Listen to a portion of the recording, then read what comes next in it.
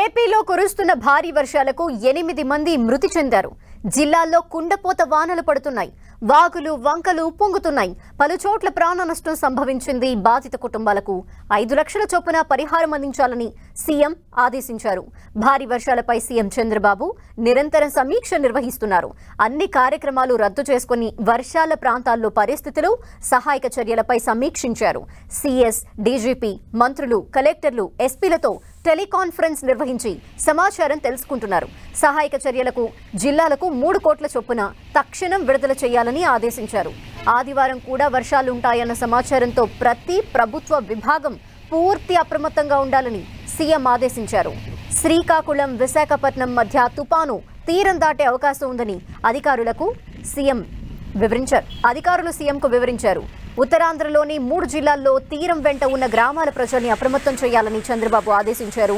3 జిల్లాల కలెక్టర్లు మరింత అప్రమత్తంగా ఉండాలన్నారు. తుపాను తీరం దాటే సమయంలో 55 నుంచి 65 కిలోమీటర్ల వేగంతో గాలులు వీస్తాయని అధికారులు తెలిపారు.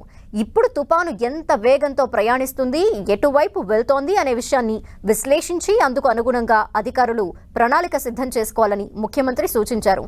నష్టం జరిగిన తర్వాత స్పందించడం కాకుండా తగ్గించేలా అధికారుల పనితీరుండాలని స్పష్టం చేశారు.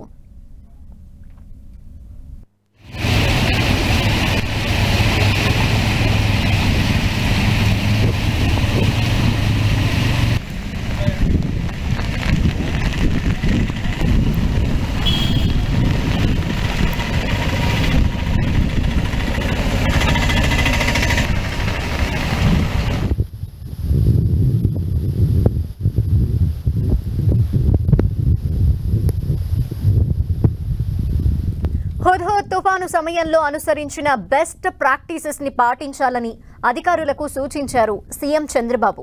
వర్షాలు తగ్గే వరకు అత్యవసరమైతే తప్ప బయటకు రావద్దని ప్రజలకు విజ్ఞప్తి చేశారు.